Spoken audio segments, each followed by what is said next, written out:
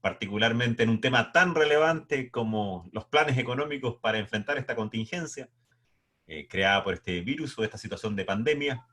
Y para analizar este tema tenemos a un tremendo invitado, abogado de nuestra facultad, máster por la Universidad de Berkeley, profesor, también ha hecho clases o ha integrado CLAPES, participó también en el Ministerio de Planificación y hoy día ocupa uno de los roles más importantes para enfrentar esta situación económica y al mismo tiempo, quiero decir, unos roles también más entretenidos que pueda haber en los que uno puede ejercer y además es uno de los pocos abogados que ha ocupado ese puesto, que es el de subsecretario de Hacienda. Vamos a escuchar a Francisco en primer lugar haciendo un pequeño análisis económico debido a que la contingencia debe enfrentarse con una realidad económica dada y después veremos o conversará Francisco algunas de las medidas que ha ido tomando el gobierno en diversos campos, tanto laborales, tributarios, como de gasto público, entre otros, para poder enfrentar esta contingencia. Por supuesto, ustedes pueden hacer sus preguntas, hacerme llegar sus preguntas, yo iré haciéndole alguna a Francisco, pero en primer lugar te dejo la palabra, estimado subsecretario, para que nos ilustres sobre el contexto económico y después conversemos sobre las diversas medidas que se han tomado para enfrentar la pandemia desde un punto de vista económico. Bueno, muchas gracias, Rodrigo. Agradecerte por la invitación, saludar a todos los que nos están siguiendo en esta transmisión y la verdad es que valorar el espacio porque tener la oportunidad de conversar con alguien que estuvo en esta oficina, en esta silla, como Rodrigo Álvarez, hace algunos años atrás, y tener también el espacio para comentarles en detalle cuáles son finalmente las medidas económicas en este plan de emergencia que ya lleva dos versiones. La primera la dimos a conocer el día 19 de marzo, la segunda el 8 de abril, con el único objetivo finalmente de proteger los ingresos de las familias, de proteger a las personas, a las fuentes de trabajo y ver de qué manera desde el gobierno y usando qué herramientas somos capaces de finalmente enfrentar esta crisis. Estamos hablando de una pandemia global, mundial, de los 194 países, está presente en 185. Tenemos que lamentar los 116 fallecidos que hemos tenido en nuestro país desde el día 3 de marzo, que fue el primer día con el primer contagio, y hay 9.252 personas, de acuerdo al último registro dado a conocer por el ministro Mañalich, y por lo tanto es algo que nos ha preocupado y nos ha convocado desde el primer día. La verdad, Rodrigo, y tú lo dijiste en tu introducción, es bastante potente la responsabilidad no solamente del gobierno en los tiempos actuales, sino que también hemos hecho un llamado a la unidad, al trabajo en conjunto, porque no enfrentamos tiempos fáciles. Y solamente quiero retrotraerme, no solamente partiendo el 3 de marzo, sino que lo que fue el último trimestre del año pasado, desde el 18 de octubre, y comentar un poco de la visión económica, no solamente el gobierno, que hoy día entregamos nuestro informe de finanzas públicas, la Dirección de Presupuestos, cada 3 meses va actualizando su proyección económica, sino que también por parte de instituciones como el Fondo Monetario Internacional y el Banco Mundial nos hemos encontrado con noticias que obviamente son preocupantes. Ahora vámonos hacia atrás un par de meses y un año y medio quizás. Nosotros veníamos del 2018 con un crecimiento del 4%, que fue un año positivo, un año bueno, hicimos crecer la inversión, el empleo, hubo finalmente un desarrollo económico bastante importante porque veníamos justamente de 4 años de un crecimiento bastante bajo. Y la verdad, tal como dice el presidente Piñera, no hay mejor política social que la creación de trabajo y por otro lado el desarrollo económico. Y eso es algo que nosotros hemos tratado de que sea nuestro norte en el día a día, en este ministerio y en este gobierno. Y después de este 2018, que tuvo un crecimiento del 4%, nos enfrentamos ante una situación internacional compleja, como fue la guerra comercial, y siempre señalamos que íbamos a ir el 2019 de menos a más. Y cuando ya teníamos una proyección de crecimiento del 2,6% para el año 2019, sucede lo del estallido social el 18 de octubre, y la verdad es que los hechos de violencia que vimos, la destrucción, es algo que nos dolió a todos y que efectivamente tuvo su correlato económico. Pensar lo contrario, que no iba a tener ningún efecto económico en las cientos de miles de micro, pequeñas y medianas empresas cuyos locales se vieron destruidos, aquellos que no pudieron ir a trabajar, las cadenas de abastecimiento que finalmente se vieron dañadas. Bueno, eso tuvo finalmente un efecto en la economía y el IMASEC de octubre del 2019 fue de un menos 3,4. Al mes siguiente, en noviembre, llegamos a un menos 4,0 y diciembre, que fue un mes distinto, diferente a los dos anteriores, desde el punto de vista que el nivel de violencia que se vio en las calles fue muchísimo menor a octubre y noviembre. Eso nos dio una señal de mayor crecimiento económico, de mayor desarrollo, y alcanzamos un I+SEC de un 0,8. Para terminar en enero con un 1,1 y en febrero con un 2,7. Entonces había una proyección, independiente de la situación global en la cual nos encontrábamos antes de COVID-19, había una proyección positiva, razonable, respecto a lo que estaba sucediendo desde el punto de vista del crecimiento económico. Y bueno, ya a partir del 3 de marzo el resto es historia, y por cierto que eso tiene un correlato directo en la proyección de crecimiento. El Fondo Monetario Internacional hace unos días atrás hace una proyección de que se generaría una contracción económica del 3% a nivel global en este año 2020. Por otro lado, el Banco Mundial habla de Latinoamérica y señala que habría una contracción del 4,6%. Y el Banco Central, en su último informe de política monetaria, genera un rango entre menos 1,5 y menos 2,5. Bueno, la verdad, Rodrigo, hoy día nosotros como Ministerio de Hacienda, a través de la Dirección de Presupuestos, tenemos una proyección de un crecimiento negativo para este año 2020 de un menos 2%. Por lo tanto, está en el rango medio entre el 1,5 y el 2,5 del Banco Central. Por lo tanto, estamos ante una situación compleja y una economía mundial que está entrando en recesión. Eso tiene efectos directos, sin lugar a dudas, sobre los ingresos de las personas, sobre las fuentes de trabajo, y ahí es donde nosotros, a través de políticas públicas lo más focalizadas posible y eficientes, tenemos que hacer frente a esta realidad. No podemos olvidar que en el mes de septiembre nosotros presentamos una ley de presupuesto, como te habrá tocado y te tocó varias veces, Rodrigo, estando acá, que tenía un aumento del gasto público de un 3%. Y ese 3% fue creciendo después de los hechos del 18 de octubre, en función de una serie de medidas que se fueron conversando en el Congreso Nacional. Obviamente que la presión de gasto público durante los meses de octubre, noviembre, diciembre e incluso enero fue muy alta. Por lo tanto, nosotros hemos tenido finalmente que actuar con mucha responsabilidad en un Congreso donde no tenemos mayoría ni en la Cámara de Diputados ni en el Senado, y donde efectivamente se nos hace especialmente difícil aprobar los proyectos de ley, sin perjuicio de que algunos en especial, y los podemos conversar después, han tenido otro desarrollo. Entonces, les comentaba que desde ese aumento del gasto público proyectado para este año 2020 de un 3%, después de todo lo que ha sucedido con el paquete de ayuda de 5.000 millones de dólares dado a conocer a fines de octubre, principios de noviembre, y más este plan en su versión 1 y 2, que alcanza la suma de 17.105 millones de dólares para ser preciso, estamos hablando de que el gasto público ha crecido de un 3% a un 10,4% para este año 2020. Esa es la proyección. Eso, Rodrigo, obviamente que nos obliga a ser extremadamente responsables con las finanzas públicas. El hecho de que se haya proyectado un déficit de un menos 8%, que es el mayor desde el año 1974, por cierto que es algo preocupante en sí, y respecto a lo cual estamos permanentemente encima de todos y cada uno de los gastos públicos. Y eso también significa, y hay algo que durante estos meses el ministro Ignacio Briones ha dejado muy en claro en todas sus intervenciones, que necesariamente tiene que haber un mejor gasto público, un gasto público de calidad. Perdona, eso es tremendamente relevante, porque como tú señalas, vamos a tener un déficit no visto en varias décadas.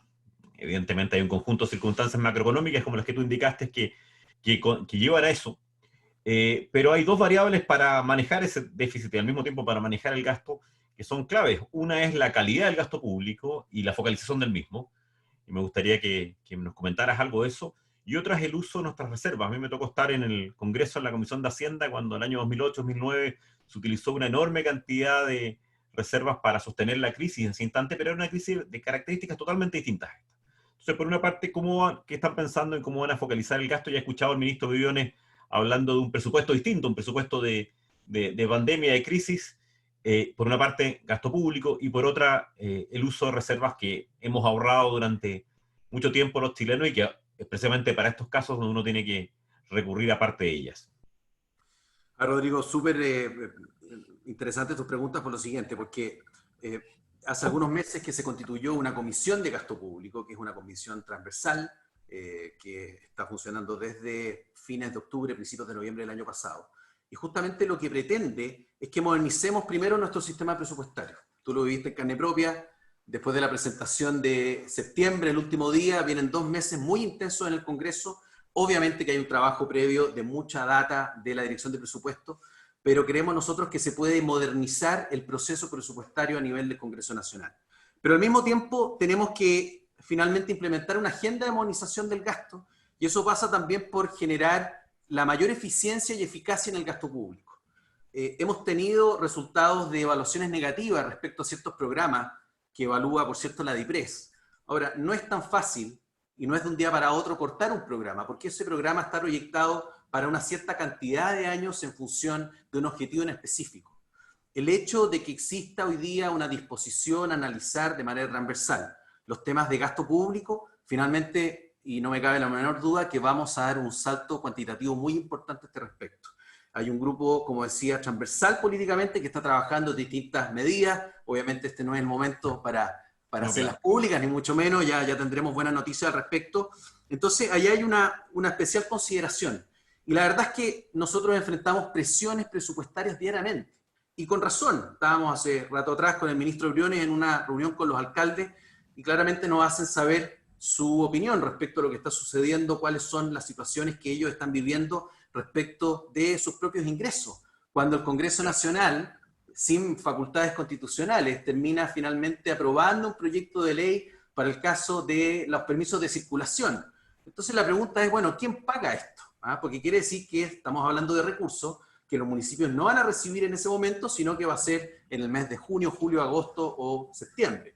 Entonces, obviamente, eso se traspasa a nosotros. Y ahí hay un tema de responsabilidad por parte de los parlamentarios, y durante los últimos días, Rodrigo, lo hemos visto, que quizás como nunca antes en los últimos 30 años, hoy día hay parlamentarios que se sienten con la total y absoluta libertad de presentar proyectos que significan mayor gasto público, que sabemos que son inconstitucionales, por lo que significa el principio de iniciativa exclusiva del presidente de la República, que no es algo de la Constitución del 80. Esto viene desde el año 42, 43, que en plenos gobiernos radicales se aprueba este principio que, sin lugar a duda, le puso orden a las finanzas públicas. Y respecto a lo segundo, efectivamente, así como hoy día estamos enfrentando un momento difícil desde el punto de vista económico, desde el punto de vista social, por cierto, en función de esta pandemia, hoy día estamos en condiciones de enfrentar y de proponer estas medidas porque hemos pasado varios años de una institucionalidad económica muy fuerte, muy potente y con una mirada y una administración pública muy responsable. Y uno de esos elementos, sin lugar a dudas, lo constituye el Fondo de Estabilidad Económica y Social, el FES, que tiene ciertos recursos que, por cierto, no son ilimitados, y eso es algo que tenemos que explicarle en el Congreso a los parlamentarios porque piensan que esto es un saco sin fondo. Y para efectos prácticos de hacer frente a los mayores gastos de este año, nosotros vamos a necesitar 5.615 millones. No todo viene del FES, gran parte de otros activos del Tesoro Público, pero es importante tener presente las magnitudes de las cantidades respecto a las cuales vamos a tener que hacer frente. Hay otros 2.500 millones que vienen de reasignaciones. Y acá también, Rodrigo, un punto a propósito de tu pregunta. La Dirección de Presupuestos, a través de una circular, ordenó una serie de medidas de mayor restricción fiscal, que pasa por las horas extras, que pasa por los viajes al extranjero, se acabaron. Hay una serie de medidas que van en directo resguardo de las finanzas públicas, que hoy día son más que necesarias, porque necesitamos finalmente reasignar más de 2.500 millones de dólares para efectos prácticos de cumplir con las medidas del plan económico que ya eso sí que es un esfuerzo gigantesco de reasignación. Bueno, quizás en otra ocasión podemos tener una conversación sobre la inmensa debilidad institucional que se está demostrando hoy día al aceptar proyectos que son absolutamente inconstitucionales. Como bien dijiste tú, durante años esa era una materia en la cual no se jugaba. El Congreso tenía muy claro aquellas atribuciones que eran del Ejecutivo, aquellas atribuciones que eran del Congreso. Pero evidentemente hemos visto proyectos que son absolutamente inconstitucionales y quizá por procedido a su tramitación. ¿Te parece que vayamos ahora a ver algunas de las políticas sectoriales, que tú nos cuentas algunas de las que están haciendo, quizá en términos laborales, en términos tributarios? Sin perjuicio de decir que las personas que quieren hacer preguntas pueden hacerlo a través de Zoom o a través de Facebook para después transmitírtelas, pero creo que es interesante que nos cuentes en algunos campos, los que tú selecciones, algunas de las medidas que se han tomado y algunas que están produciendo efectos de ya. Por ejemplo, en materia tributaria hemos visto varias este mes de abril en los últimos días. Así es, Rodrigo. Bueno, primero señalar que el plan económico de emergencia que se plantea tiene 3 ejes fundamentales. Y no hay política pública que nosotros hayamos presentado, a través de, obviamente, por cierto, el presidente con el ministro Briones y todo el resto de los ministerios, que no vaya directamente a reforzar el presupuesto del sistema de salud. Eso es lo primero. Estamos enfrentando una pandemia global, nosotros necesitamos recursos suficientes, de modo que en las 16 regiones de nuestro país, en las distintas capitales regionales y en las principales comunas, tengamos finalmente un soporte de atención de salud lo suficientemente poderosa, potente, para hacer frente a la situación que estamos enfrentando. Y eso significó en la práctica inyectarle un fondo de 220 mil millones de pesos, que fue anunciado días después del 3 de marzo, y días después tuvimos obviamente que utilizar esa herramienta que nos otorga la Constitución del 2% constitucional, que significa poder utilizar el 2% del presupuesto, o una suma equivalente al 2% del presupuesto aprobado, bajo la responsabilidad del presidente de la República y de todos los ministros. Cada uno de ellos tiene que firmar este decreto supremo, y la verdad es que eso garantiza que tengamos recursos para hacer frente a esta pandemia. Estamos hablando de la habilitación de lugares que ustedes han podido ver en distintos lugares de nuestro país, estamos hablando del tema de los insumos médicos, en fin, de todo lo que significa una urgencia sanitaria que obviamente ningún país del mundo estaba preparado para la situación que hoy día estamos viviendo. Ese es el primer eje, ese es el primer foco. El segundo foco, Rodrigo, va a la línea de proteger los ingresos de las familias. Al haber cuarentena total en algunas regiones, pero finalmente que tiene un efecto global en todo nuestro país, significa la práctica que muchas familias hoy día no cuentan con un ingreso. Y eso obviamente genera un impacto y un efecto social respecto al cual nosotros como gobierno tenemos que hacernos cargo. Es por eso que la primera medida que fue, o que digamos se diseñó en función de esta protección de ingresos, es el proyecto de ley de protección del empleo. Y ahí quiero señalar que esta es una ley que ya está vigente, independiente de que hay una pequeña modificación que está todavía en el Congreso, y que va en la línea de permitir que haya una suspensión, no del contrato mismo, que hay personas que lo han malinterpretado, sino que de sus efectos. Es decir, los trabajadores que por un acto de autoridad, que por una resolución exenta del Ministerio de Salud no pueden ir a trabajar a sus lugares de trabajo tradicionales, bueno, no tengan la obligación de concurrir, pero al mismo tiempo darle la facilidad a los empleadores de que no tengan la obligación de pagar la remuneración, sin perjuicio de lo que hoy día aparece en la ley o que está establecido del 50% de las cotizaciones previsionales y de salud, haciendo la excepción del seguro de accidentes personales. Eso en la práctica, ¿qué significa? Significa que podemos darle un respiro a miles y miles de micro, pequeñas y medianas empresas, incluso empresas grandes. Conocíamos hace un rato atrás las cifras, son cerca de 800.000 los trabajadores de más de 54.000 empresas, 56.000 empresas, perdón, que han finalmente hecho o digamos, utilizado esta herramienta, este beneficio, y que finalmente significa una herramienta muy, muy importante. ¿Para qué? Para que finalmente las empresas no caigan en insolvencia. Necesitamos que tengan la liquidez suficiente y necesaria para hacer frente a esta etapa. Y ese mismo proyecto, Rodrigo, plantea dos figuras que son complementarias y se pueden utilizar en algún momento, porque sabemos que una vez terminada el virus en términos generales, o quizás la cuarentena cuando se haya levantado, sabemos que no va a ser fácil volver a abrir el café, volver a abrir la ferretería o ese local en alguna región.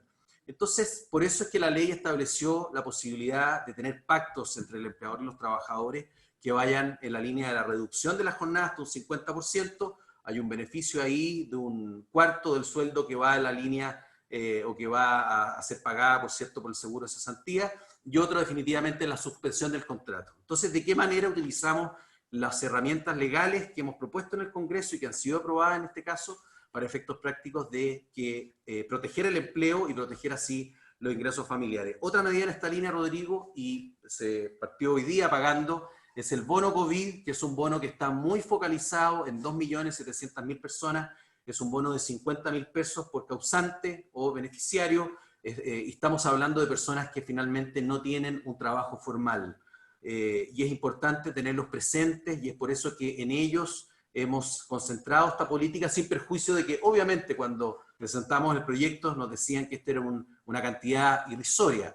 Sin embargo, está el compromiso del gobierno de, en función de las circunstancias y lo que vaya pasando, poder presentar otros apoyos económicos a estos sectores informales que tanto lo necesitan. Por tanto, hoy día se empezó a pagar el bono COVID, y al mismo tiempo también otra política pública que venía de antes, pero que justo cae en un buen momento, el ingreso mínimo garantizado. A partir del día miércoles se puede postular en ingresomínimo.cl respecto a una herramienta muy importante para que las personas con salario mínimo puedan finalmente tener un líquido de 300.000 pesos, ¿ah? Y no los 240.000 que hoy día se recibían. Entonces eso significa un aumento en un 59.000 hasta 59.200 pesos, y que es una herramienta muy potente para efectos prácticos de hacer frente a momentos tan complejos como el que estamos viviendo. Eso desde el punto de vista de la protección de los ingresos laborales. Laborales. Ahora, el tercer hito clave y fundamental es la protección de los puestos de trabajo y de las empresas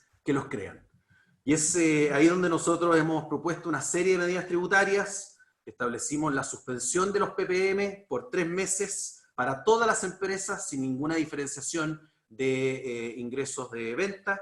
Después postergamos el IVA de los meses de abril, mayo y junio para las empresas hasta con ingresos o ventas de 350.000 UF, de modo tal que se puede facilitar el pago desde 6 a 12 cuotas, sin ningún tipo de multa o interés, por cierto. Planteamos ya, está operativo, por eso si las personas que declaren hasta el día domingo de este mes, la anticipación de la devolución del impuesto a la renta que corresponde a las pymes, muy importante para efectos prácticos de que puedan tener esa liquidez el día 29 de abril, así que un aviso a todos los que nos están viendo y que tienen pymes. La postergación de las contribuciones, esto para las empresas hasta 350.000 UF y también para las personas naturales respecto a bienes raíces con avalúos fiscales hasta 133 millones. Son todas medidas de postergación que van en la línea de generar mayor liquidez a estos meses que sabemos que es complejo. Una medida adicional que resulta muy importante pensando no solamente en las pymes, sino que también en las medianas, es la rebaja a 0% desde el 1 de abril hasta el 30 de septiembre del impuesto de timbre y estampillas. Lo llevamos a 0, del 0,8, cosa que finalmente el acceso al crédito se haga más accesible. Estamos también planteando una serie de herramientas desde el punto de vista de la tesorería, de modo tal de que aquellos impuestos a pagarse en estas fechas finalmente se puedan, a través de convenios de pago sin multas e intereses, solamente por este periodo, de modo tal de que exista un cumplimiento en meses posteriores. Esas son, Rodrigo, te diría principalmente las herramientas y que nos han posibilitado que finalmente las pymes hoy día tengan dónde sujetarse en este periodo tan complejo que estamos viviendo. Podemos volver quizás a alguna de ellas después, pero te propongo comentarte 3 preguntas que nos han llegado directamente a las personas que están acompañándonos hoy día y que son muy interesantes. Después podemos volver a alguna de esas medidas en particular o quizás a una visión de futuro de lo que puede ocurrir, porque estamos todavía en la mitad, ni siquiera, ojalá estuviéramos en la mitad de esta crisis, probablemente muchos de estos elementos nos van a acompañar todavía por muchos meses, pero te hago algunas preguntas que nos han llegado. Una, y es muy importante al usar reservas públicas y sobre todo que nos hace Cristian Gómez. Al usar el FES, ¿qué piensan ustedes sobre los posibles efectos de su uso en el riesgo país para posible mayor endeudamiento internacional? Lo que también tiene una consecuencia además para las empresas, porque si nuestro riesgo país, que ya estaba en alguna medida bajo análisis, se empeora o se agrava, evidentemente eso también tiene una consecuencia en la capacidad de endeudamiento o en la capacidad de recurrir a financiamiento de la empresa privada. Entonces, un tema es posible riesgo en materia del uso del FES. El segundo, eso nos lo hacía Cristian Gómez, el segundo lo hace Mariana Schnettler, que dice una interesante pregunta legislativa. Entiendo que la fecha respecto a la segunda parte del plan económico, o sea, tú nos hablabas de los 2 planes económicos, respecto al segundo, a la fecha no existen todavía los proyectos de ley que se están tramitando en el Congreso. ¿Para cuándo más o menos está presupuestada iniciar esa tramitación y en qué materias? Y la última, una muy importante pregunta de un gran amigo y profesor de nuestra escuela, de Rodrigo Cerda, ex gran director de la DIPRES, que voy a leer la textual. Ustedes están tratando de ocupar los fondos públicos de forma responsable. ¿Cómo pueden afrontarse los aumentos de gasto inconstitucionales en que el Congreso está buscando presionar? Hay muchos proyectos que son de naturaleza inconstitucional, incluyendo 40 horas. ¿Cómo lograr que los parlamentarios cumplan con esa regla constitucional que están disponibles? Como ves, 3 materias distintas. Una, el efecto o el impacto en el uso de los fondos de reserva, el impacto riesgo país, una pregunta legislativa y una pregunta de gasto público y de presión, yo creo que claramente inconstitucional de parte de uso de gasto público. 3 preguntas de las personas que nos acompañan hoy día. Sí, gracias Rodrigo. Voy a partir con la segunda porque me permite terminar finalmente con el relato de la segunda parte del plan. Perfecto. Tampoco la idea es aburrirlos con tanta medida, pero efectivamente son muchas herramientas y tengo que aprovechar la tribuna sobre todo en la Facultad de Derecho, que la siento, por cierto, como mi casa. A ver, respecto al segundo paquete que fue anunciado el domingo pasado y que dice relación con FOGAPE, el Fondo de Garantía para las Pequeñas Empresas, ese es un proyecto de ley que se presentó esta semana y en tiempo récord, así como hemos reclamado muchas veces como gobierno que proyectos como la armonización tributaria se demoró 1 año y medio, el proyecto de pensiones lleva 17 meses en el Congreso, sin perjuicio de que es el tema más relevante desde el punto de vista social durante los últimos meses, y ya lo sabemos porque es parte de lo que la gente nos recuerda. Bueno, respecto al proyecto FOGAPE, ya fue aprobado en la madrugada de anteayer, y este proyecto lo que hace muy en breve, inyecta, capitaliza 3.000 millones de dólares a este fondo de garantía que administra el Banco Estado, pero respecto del cual participan hoy día todos los bancos que forman parte de la Asociación de Bancos e Instituciones Financieras. Y lo relevante, Rodrigo, en esta materia es que estamos generando un programa de cobertura crediticia para pymes que hoy día no tienen la posibilidad de acceder a créditos. Estamos hablando ni más ni menos, y por eso es que el techo se puso en 1 millón de UF de ingreso, de venta bruta, de modo tal de que alrededor del 99.8% de las empresas de nuestro país tengan la posibilidad de acceder a este crédito. Este crédito es garantizado por el Estado, que en porcentajes que van entre un 60 y un 80% en función del tamaño de la empresa. Y esto nos permite finalmente una inyección de liquidez, una inyección de capital de trabajo. Es tan así que el proyecto establece sanciones penales en caso de que los recursos se usen en otros fines. O sea, acá nadie podría decir que, bueno, ni mucho menos ahora, por razones obvias, poder irse a Miami o a algún otro lugar con estos fondos. La idea justamente es darle un apalancamiento a las pymes, permitir que tengan mayor liquidez, y esta es una herramienta que sin lugar a dudas ha causado mucho interés y que a partir de la próxima semana ya va a estar disponible. Es importante señalar que nosotros estamos en la redacción de un decreto supremo con una serie de normas. Recuerden que en el proyecto de ley se estableció que la tasa nominal va a ser de un 3,5, lo que tasa real va a ser casi cero, considerando la tasa de política monetaria, el 0,5 más el 3% de inflación. Por lo tanto, es sin lugar a duda un crédito histórico por sus tasas, también por las facilidades de pago. Hay 6 meses en los cuales va a haber un espacio para efectos prácticos de no tener un periodo de gracia, y se puede pactar entre 24 a 48 meses. Ese proyecto está aprobado, salió del Congreso Nacional, y lo que hoy día está pendiente, y es algo muy importante, porque así como en el proyecto de ley de protección de empleo tenemos hoy día instrumentos para los trabajadores dependientes, aquellos que cotizan su seguro de desempleo, hay un sector importante de la fuerza laboral chilena que nos pide ayuda, y ese sector es finalmente el sector independiente.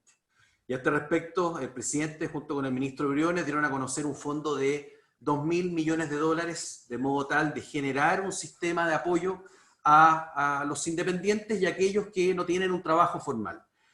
¿Cuál va a ser finalmente la propuesta o el diseño? Eso está hoy día en estudio y esperamos que en los próximos días el presidente y el ministro puedan dar el aviso correspondiente, el anuncio. Fue tema tratado latamente durante la tramitación de FOGAPE, y sabemos que es una herramienta que se requiere y se necesita con especial urgencia. Obviamente que eso requiere un proyecto de ley que esperamos que ingrese próximamente y tenga la más rápida tramitación.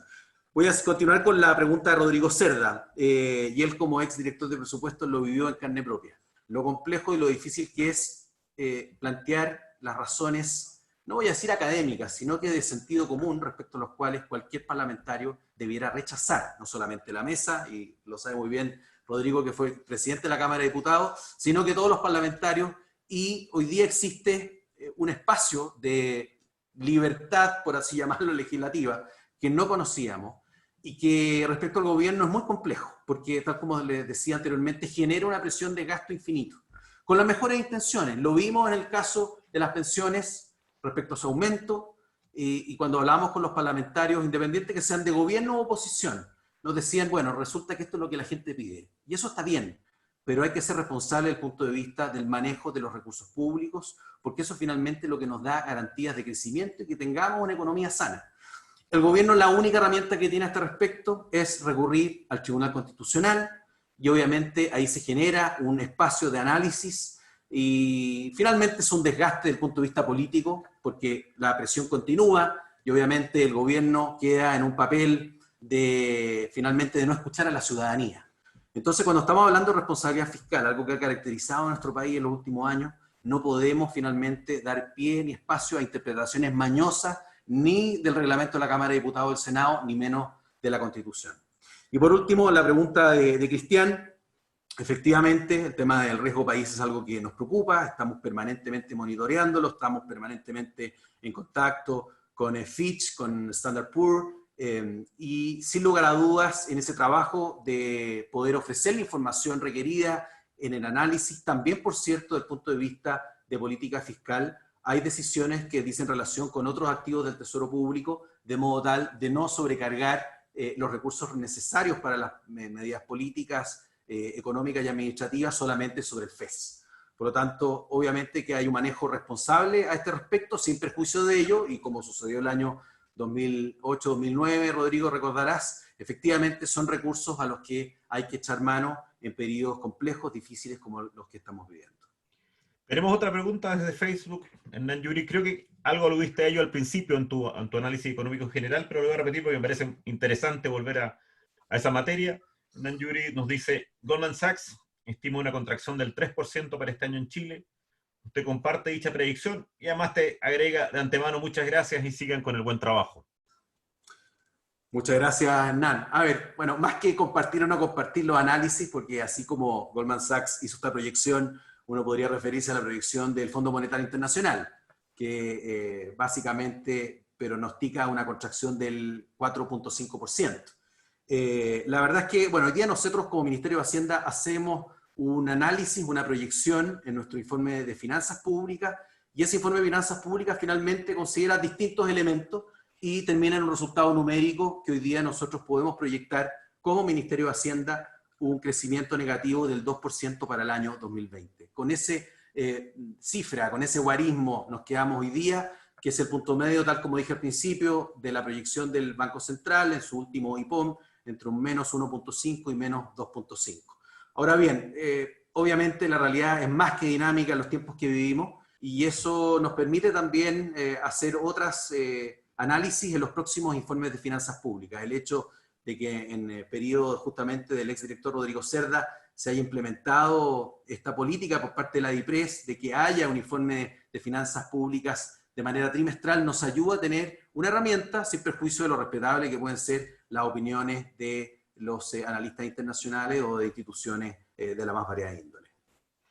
Déjame volver a un tema que comentábamos a partir de las medidas sectoriales que se han tomado. Tú nos has descrito medidas tributarias, medidas laborales, medidas de presupuesto tanto general como sectorial, particularmente al Ministerio de Salud.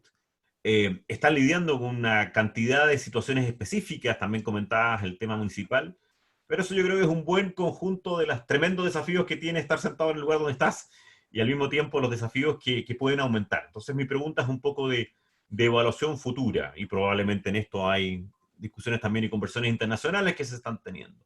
¿Cuál es tu análisis? ¿A qué está preparado? ¿Qué están preparándose ante situaciones más complejas o situaciones que pueden, decía el ministro Briones, que podíamos estar en la peor crisis después del año 82, y por lo tanto situaciones que pueden extenderse mucho más allá del momento más crítico de esta crisis desde el punto de vista sanitario, sino que pueden extenderse hacia todo este segundo semestre y probablemente hacia el próximo año? Y ahí va a haber una discusión de aquellos que creen que esto va a ser una recuperación estilo B corta, una recuperación estilo W o una recuperación estilo U. Y todo, cuál de ellos están todavía en discusión sobre la mesa. Pero, ¿qué estás pensando tú debido a las consecuencias que esto puede llevarnos tanto el segundo semestre como el próximo año? ¿O qué está pensando el ministerio? Probablemente están preparando también ya dentro de poco, dentro de 2 meses empiezan a preparar el presupuesto del próximo año. ¿Qué está evaluando tanto la DIPRES como ustedes para un escenario económico que puede ser más complejo ya para los próximos 18 meses y no solamente para aquellos momentos o instantes más duros de la crisis? A ver, Rodrigo, bueno, obviamente a uno le gustaría que el desenlace de estos hechos, en primer lugar, fuera en una letra B corta, de modo tal de que después de los resultados o proyecciones que hemos conocido, tengamos una recuperación muy potente en 2021. Ese es un principio que nosotros hoy día compartimos, sin perjuicio de que en el informe de finanzas públicas de hoy en la tarde de la DIPRES no hay una proyección precisa para el año 2021. Fondo Monetario, el Banco Mundial van en esa línea de lo que puede significar un mayor crecimiento y un rebote finalmente de la situación económica en la cual nos estamos enfrentando. Pero cada día tiene su afán y por eso es que nosotros queremos actuar con especial responsabilidad. Y vuelvo al punto de inicio. Hoy los parlamentarios nos dicen, bueno, pero abran la billetera, endeúdense mucho más de lo que hoy día están pensando en endeudarse. Pero también tenemos que ser sumamente responsables porque no existe finalmente un indicio claro y específico, independiente de lo que se ha señalado respecto a la cantidad de contagiados que puede haber, respecto a lo que va a ser los meses de invierno, cómo eso va a afectar finalmente a las personas, cuánto va a ser la tasa de crecimiento del COVID y cuán afectados se van a ver finalmente nuestras fuentes de trabajo. ¿Cómo va a reaccionar el comercio internacional? Solamente, Rodrigo, un dato, desde el 1 de enero al día 12 de abril tuvimos una contracción del 14,9, casi 15% de nuestro intercambio internacional. Entonces, eso es algo respecto al cual nosotros tenemos que tener muy en consideración respecto a posibles políticas que vayamos implementando. Por cierto que esperamos la recuperación más rápida posible, sin lugar a duda, y por eso que estamos haciendo un trabajo interno, y que lo mencionaba al comienzo, no solamente de la calidad del gasto público, sino que también de generar la necesaria liquidez para que finalmente haya un desenlace económico después de que se levante la alerta de emergencia. Aprovecho también de hacer publicidad con otra medida. Siempre se ha dicho que el Estado es un pésimo pagador, te habrá tocado, Rodrigo, en tus tiempos de subsecretario, la cantidad de reclamos. Y en este sentido, valorar el trabajo que se hizo en la DIPRES en tiempos desde Rodrigo Cerda, y por cierto que ha mantenido y proyectado Matías Acevedo, para efectos prácticos de pagarle a todos aquellos proveedores del Estado que estaban pendientes sus pagos, facturas impagas. Y durante los primeros días de abril se pagaron más de $1.000 millones a muchísimas micro, pequeñas y medianas empresas que estaban pendientes sus pagos desde hace mucho tiempo. Ustedes dirán, pero bueno, eso es casi motivo de escándalo, que cómo tenemos un Estado que no paga tiempo. Bueno, eso sucedía. Y hoy día nos estamos ordenando, vamos a cumplir ese compromiso, y lo ha señalado el ministro Ignacio Briones, con el pago a 30 días, de modo que tengamos también una justicia, no solamente con los proveedores del Estado, sino que también lo que significa la cadena de pago en general. Y Son medidas específicas muy potentes que sin lugar a dudas van a permitir que tengamos, luego de levantadas las emergencias, volver a nuestra proyección de crecimiento económico. Pero eso me consta que no solamente es una tremenda política, sino que al mismo tiempo un esfuerzo gigantesco administrativo y todo el sector público por pagar a tiempo. Así que te felicito particularmente en esa medida, que quizás es menos conocida y quizás algunos pueden considerar un escándalo, pero en realidad es un esfuerzo enorme llevado para Hacienda. No queremos quitarte, sabemos todas tus responsabilidades y sabemos que te quedan, no me queda la duda, todavía muchas horas de trabajo en este mismo día, pero te quiero hacer unas dos últimas preguntas que me llegan, entre las que seleccionamos, que son interesantes porque nos extienden a otras áreas. Uno me pregunta, Alejandro Guimbó, ¿cómo ha avanzado el plan fiscal destinado particularmente a los trabajadores independientes que boletean, es decir, las medidas para ellos? En sus estímulos, ¿creen que el plan fiscal puede alcanzar en torno al 8% del PIB, como algunos organistas tienen en sus consideraciones, o muy bien estamos en el límite con el actual casi 7%? Eso un poquito extiende el concepto inicial de la pregunta, pero es muy interesante pensar en los trabajadores independientes, porque además ustedes les tocó además estar esta crisis en medio de la aplicación de la nueva reforma tributaria y en medio también de decisiones como por ejemplo las que se estaban tomando para los trabajadores independientes. Entonces, un tema de esta materia. Otra pregunta me hace Esteban Smulevich, creo que se pronuncia el apellido. Felicitaciones por la actividad y la buena disposición de la autoridad. Y la pregunta, y esto yo creo que es muy relevante conversarlo y tiene dimensiones políticas, pero al mismo tiempo tiene una importancia económica gigante. ¿Qué posibilidades y análisis hay de cara a un rescate o colaboración por parte del Estado de empresas estratégicas? Supongo que estamos hablando de empresas estratégicas del sector privado, cuya caída podría generar un riesgo sistémico, y bajo qué condiciones se podría hacer aquello. Y una última de Jorge Echeverría, ¿qué posibilidades existen de generar reformas legales para suspender la distribución de dividendos de empresas que se acogen a suspensión de contratos de trabajo o reciben créditos estatales? Una combinación de la posibilidad o no de repartir dividendo, más esta serie de beneficios que están tomando ustedes para mantener los contratos de trabajo o recibir crédito. Tres materias distintas, una para los trabajadores independientes, otra para las posibilidades de rescate de empresas estratégicas que pueden además tener un efecto sistémico y un impacto en la cadena de pago, y en tercer lugar esta situación de una posible suspensión de repartición de dividendos en caso de que se haya accedido a créditos del Estado o suspensión de contratos de trabajo. Sí, a ver, primero, en relación a la pregunta de Alejandro, mencionar efectivamente del compromiso del gobierno, que algo que ya está sobre la mesa fue parte de los anuncios del domingo pasado por parte del presidente y del ministro Briones de estos 2.000 millones de dólares. Y este fondo va justamente en ayuda de los trabajadores independientes. Y ha habido un trabajo muy a conciencia entre el Ministerio de Hacienda, entre el Ministerio del Trabajo y otras autoridades, de modo tal de generar el sistema lo más eficiente posible y que nos permita ir en ayuda de las familias, en ayuda de las personas, porque no los podemos dejar solos, no los podemos dejar desamparados. Hay algo que como gobierno hemos transmitido especialmente, es justamente esta triple identidad de cada una de las medidas económicas que nosotros estamos tomando. Primero, mayores recursos para el sector salud, el sistema salud. En segundo lugar, la protección de los ingresos familiares. Y en tercer lugar, la protección de las fuentes de empleo. Por lo tanto, independiente del gasto que obviamente va a ser materia de análisis y ya se van a enterar en su momento cuando se haga pública la medida, nosotros esperamos que efectivamente sea un sistema y tenga un diseño y tenga un modelo finalmente que nos permita hacer frente a todas aquellas personas y todas aquellas familias que están hoy día en esta condición y que muchas veces es precaria para efectos de enfrentar crisis como la que estamos enfrentando. Así que más detalles lamentablemente me encantaría dar, pero no vamos a dejar los anuncios para el presidente y el ministro. Respecto a lo segundo, obviamente que ha sido un tema que no solamente ha salido en los medios de comunicación social, sino que es parte de las preguntas que legítimamente se pueden hacer las personas. Bueno, ¿en qué momento la cadena de pago se puede ver afectada si es que empresas mayores, grandes, efectivamente tienen una situación compleja en virtud de lo que se está viviendo? Hay sectores de la economía que están semi-paralizados en virtud de la situación de cuarentena total, desde los sectores turismo, por ejemplo, pasando por medios de transporte y otros específicos.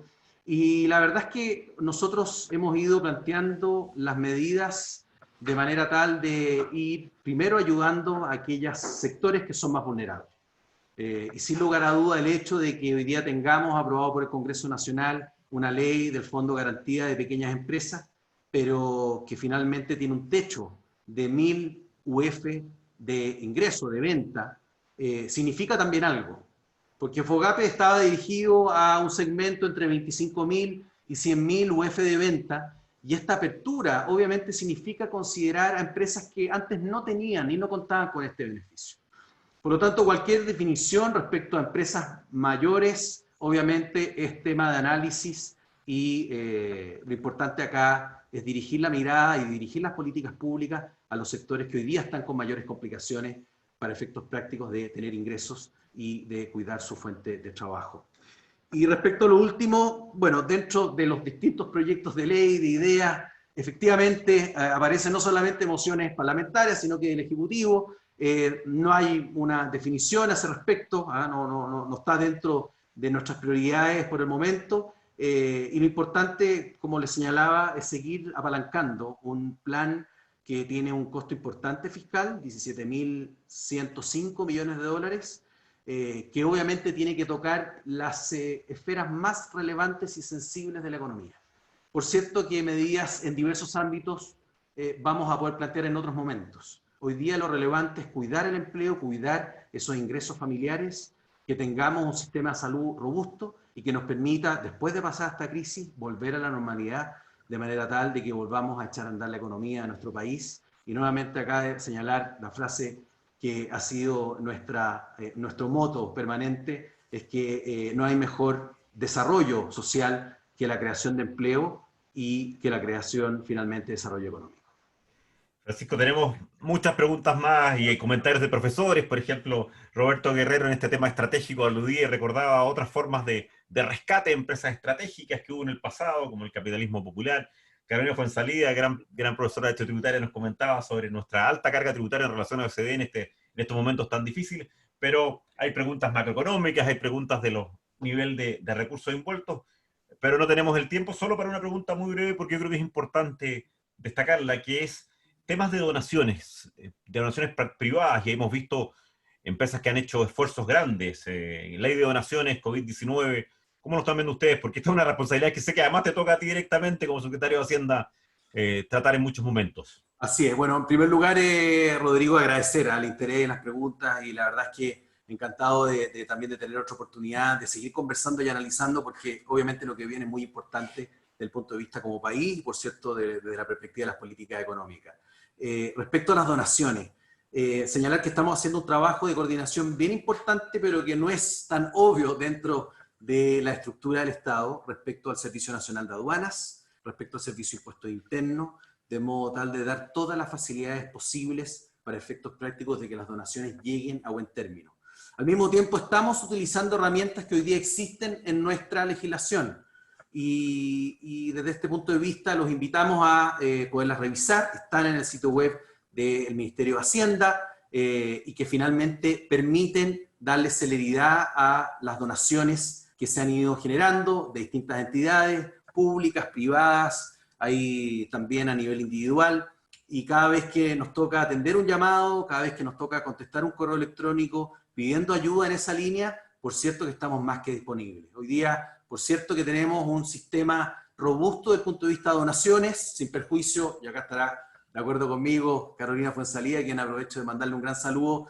Tenemos presentado ese proyecto de ley única de donaciones que está en la Cámara de Diputados, en la Comisión de Hacienda hace un buen tiempo, y sin lugar a dudas ya habrá espacio para analizar modificaciones a nuestro sistema de donaciones. Sin perjuicio de ello, hoy día tenemos nuestro sistema vigente y que lo estamos utilizando en beneficio, por cierto, de aquellos que más lo necesitan. Bueno, Francisco, solo comentar que hace un rato atrás dijiste que te sentías como en casa en este tipo de conversaciones. Yo quiero en nombre de las facultades de Derecho decir que esta es tu casa. No te sientas, es absolutamente tu casa. Eres nuestro exalumno, eres nuestro ex profesor por algún tiempo, esperamos tenerte en el futuro. Y sobre todo eres un motivo de orgullo para la facultad. Muy pocas personas tienen tanta responsabilidad en este momento ante crisis como esta, como la que tú tienes en ese puesto, que quiero decirte que además en términos absolutamente personales te envidio profundamente porque pocas veces ¿Seguro?